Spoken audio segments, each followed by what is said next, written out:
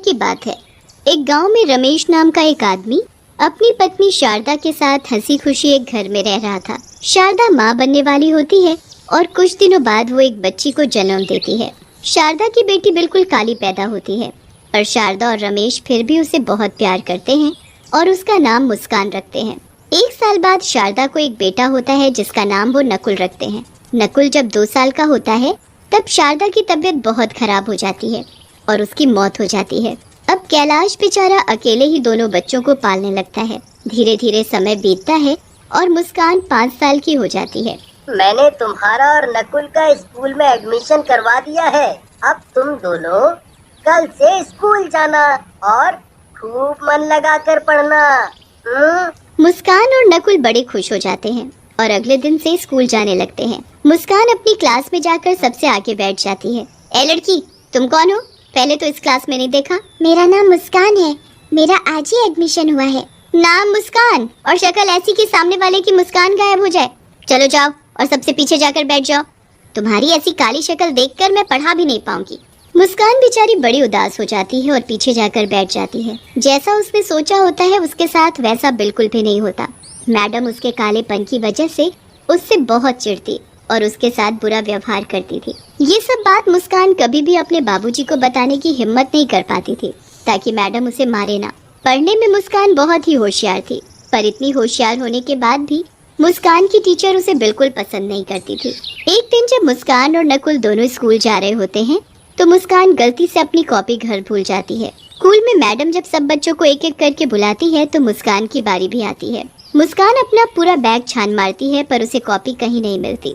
अब वहाँ खड़े खड़े क्या कर रही हो? जल्दी कॉपी लेकर आओ। मैडम जी, वो मैं कॉपी लाई थी और सारा काम भी किया था, पर कॉपी नहीं मिल रही। तुम जैसे बच्चों के बहाने मैं खूब जानती हूँ। आओ अभी कभी इधर आओ। मुस्कान डरते डरते मैडम के पास जाती है। उस दिन तो मैडम ने अपने पास एक कांटों से भरी डंडी रखी हुई थी। अपने हाथ आगे करो। मैडम जी, मुझे माफ कर दो प्लीज, मैंने सच में काम किया था। मैंने कहा हाथ आगे करो, समझ में नहीं आता क्या? मुस्कान डरते हुए अपने हाथ आगे करती है। मैडम अपनी कांटों से भरी छड़ी उठाती है और जोर जोर से मुस्कान के हाथ पर मारना शुरू कर देती है। मुस्कान बुरी तरह चिल्लाने लगती है और उसके हाथों से खून बहने लगता है। मैडम जी, मत मारो, मुझे मत मारो, माफ कर दो मैडम जी, मुझे माफ कर दो। मैं बच्चों को माफ नहीं करती बल्कि उनको सजा देती हूँ, सजा। और तुझ जैसी काली कलूटी को तो डबल सजा मिलनी चाहिए। मैडम मुस्कान को इतना मारती है कि मुस्कान खूनम खान हो जाती है। रोज मुस्कान की मैडम उसे ऐसे ही मारती और एक दिन तो हद ही हो गई जब मैडम ने सजा देने के लिए उसे स्कूल की छत पर नंगे पांव धूप में खड़ा कर दिया। मुस्कान की हालत इतनी बुरी हो गई कि वो चक्कर खाकर छत से नीचे ही गिर गई और तड़प तड़प कर मर गई। उस वक्त कैलाश 2 दिन के लिए शहर गया होता है। ये खबर सुनकर वो दौड़ा चला आता है, पर आने के बाद उसे ना ये पता चलता है कि उसकी बेटी की मौत कैसे हुई और ना ही उसे अपनी बेटी की शक्ल देखने को नसीब होती है, क्योंकि गांव वाले ही उसका क्रियाकर्म कर देते हैं। कैलाश को मुस्कान की मौत का बहुत दुख होता है और वो उसके लिए बहुत रोता है। कुछ दिन बाद वो नकुल को स्कूल छोड़ने जाता है। वो नकुल को छोड़कर जा ही रहा होता है कि उसे स्कूल की छत के किनारे एक भयानक शक्ल की काली सी चुड़ैल बच्ची दिखती है। कैलाश जल्दी से भागकर पास जाकर देखता है तो वहाँ कोई भी नहीं होता।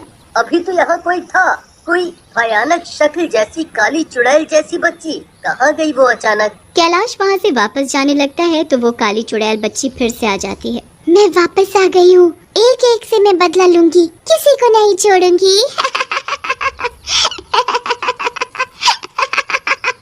सब बच्चे क्लास में पढ़ रहे होते हैं। हमेशा की तरह मैडम बच्चों को मार रही होती है। तभी वो काली चुड़ैल बच्ची खिड़की के पास आकर खड़ी हो जाती है और उस मैडम को घूर घूर कर देखने लगती है। उसके बाद वो टेबल पर पड़ी कांटों वाली छड़ी को देखकर घूरने लगती है। छड़ी अचानक हवा में उड़ने लगती है। सब बच्चे और मैडम हवा में उड़ती छड़ी को देखकर हैरान हो जाते हैं। उसके बाद वो एक इशारा करती है और छड़ी मैडम को मारना शुरू कर देती है। मैडम जोर जोर से चिल्लाने लगती है और वो काली चुड़ैल बच्ची बहुत खुश होती है। अब आया ना मजा, अब पता चलेगा कि कैसे दर्द होता है। हाय हाय, मैं मर गई, कोई मुझे बचाओ। ये क्या हो रहा है? कौन है यहाँ? कौन कर रहा है ये सब? यहाँ कोई भूत तो नहीं? हे भगवान, मुझे बचाओ। बच्चे तो बड़े खुश होते हैं और मैडम वहाँ से भाग जाती है। अब दिन के वक्त वो मैडम लंच कर रही होती है। जब मैं खाना खाती थी तो मुझे खाने भी नहीं देती थी ना। आज मैं तुझे खिलाती हूँ पेट भर कर खाना। काली चुड़ैल बच्ची अपना हाथ गोल गोल घुमाती है और सारा खाना हवा में गोल गोल घूमने लगता है।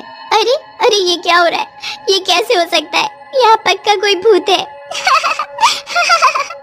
कितना मजा आ रहा है तुझे ऐसे देखकर। अब मैं रोज ऐसे ही करूंगी। मैडम को आसपास कोई दिखाई नहीं देता।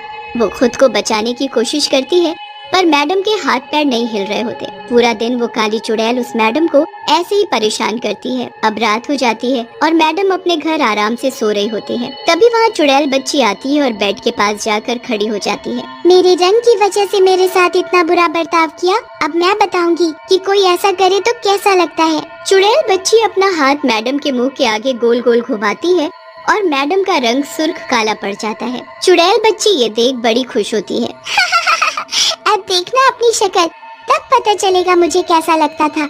अब महसूस करना मेरी तकलीफ। अगली सुबह जब मैडम शीशे में खुद को देखती हैं तो उसके होश ही उड़ जाते हैं। वो जोर जोर से चिल्लाने लगती है, ये क्या हो गया? मैं काली कैसे हो गई? मैडम रगड़ रगड़ कर अपना मुंह धोती है पर उसका रंग वैसे का वैसा ही रहता है। उसे बिल्कुल समझ नहीं आ रहा होता कि रातों रात उसका रंग काला कैसे पड़ गया। वो जैसे तैसे अपने मुंह पर ढेर सारा पाउडर लेकर स्कूल जाती है ताकि उसका काला रंग छुप सके। पर जैसे ही स्कूल पहुंचती है तो चुड़ैल काली बच्ची उसका पहले से ही वहाँ इंतजार कर रही होती है। कब तक अपने इस रंग को छिपाएगी? इसे तो मैं अभी सबके सामने ला देती हूँ।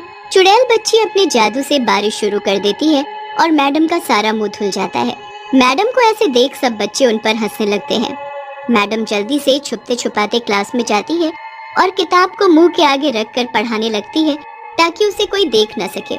चुड़ैल बच्ची वहाँ भी आ जाती है और जादू से मैडम के हाथ की किताब उड़ाकर गिरा देती है। बच्चे मैडम को देख बहुत तेज हंसने लगते हैं। क्यों हंस रहे हो? तुम्हें उससे क्या? काली हो तो क्या किसी के कालेपन का मजाक उड़ाना चाहिए? चुपचाप बैठकर पढ़ाई करो। मैडम क्लास से बाहर जाने लगती है कि तभी पीछे से एक बच्चा बोलता है, जब खुद मुस्कान के कालेपन का मजाक उड़ाती थी तब ये बात नहीं पता थी क्या मैडम को? मैडम उस बच्चे की ये बात सुन लेती है पर चुपचाप वहाँ से चली जाती है और अकेले जाकर बैठ जाती है। वो बच्चा बोल तो सही रहा है, मैंने उस मुस्कान के साथ कितना बुरा किया क्योंकि वो बस काली थी इसलिए। मैडम यहाँ बैठकर अफसोस कर रही होती है और उधर कैलाश छुट्टी होने पर नकुल को स्कूल से लेने आता है। कैलाश को फिर से वही काली चुड़ैल बच्ची छत पर खड़ी दिखती है। आखिर ये चक्कर क्या है? मुझे जाकर देखना चाहिए। वो लड़की कोई और नहीं मुस्कान थी और वो मुझे बार बार इसीलिए यहाँ दिखती थी ताकि मैं यहाँ आकर ये सब देख सकूं। उसके साथ जरूर कुछ गलत हुआ था। तुम चुड़ैल नहीं, मेरी बेटी हो, है ना? तुम मुस्कान हो ना? हाँ पापा। मुस्कान सब कुछ अपने पिताजी को बताती है। कैलाश को बहुत गुस्सा आता है। मैं नहीं छोड़ूंगा उस मैडम को जिसकी वजह से आज तुम मेरे साथ नहीं हो। उस मैडम को मैंने उसके किए की सजा दे दी है, अब वो भी जिंदगी भर काले रंग के साथ जिएगी और वैसे भी उसे अपने किए पर पछतावा है। मैं तो बस आपको ये बताना चाहती थी कि मेरी मौत कोई हादसा नहीं थी, मुझे मजबूर किया गया था। कैलाश उसी वक्त मैडम के पास जाता है पर वो मैडम उसे कहीं नहीं मिलती। उसके बाद वो पता करता है तो पता चलता है कि मैडम हमेशा के लिए स्कूल छोड़कर चली गई है। कैलाश निराश होकर घर जाता है तो वहाँ मैडम उसका इंतजार कर रही होती है। कैलाश को देखते ही वो हाथ जोड़कर रोने लगती है। मुझे माफ कर दो, सब मेरी वजह से हुआ है। मैंने बहुत बुरा किया था आपकी बेटी के साथ, पर मुझे बहुत पछतावा है। आप मुझे कोई भी सजा दे दो, मुझे मंजूर है। कैलाश मैडम को सब बताता है। मैडम वहाँ बैठकर बहुत रोती है और तभी चुड़ैल बच्ची वहाँ आती है। अगर पछतावा है तो जाओ, बच्चों को शिक्षा दो, कभी किसी के साथ ऐसा व्यवहार मत करना। मुस्कान, मैं ऐसा ही करूँगी। मुझे अपने किए पर जिंदगी भर अफसोस रहेगा। मैडम उसके बाद एक ऐसे स्कूल में नौकरी करती है जहाँ विकलांग बच्चों को पढ़ाया जाता है। वो उन्हें खूब प्यार करती है और उसके अच्छे व्यवहार के साथ साथ उसका काला रंग भी फीका पड़ता जाता है।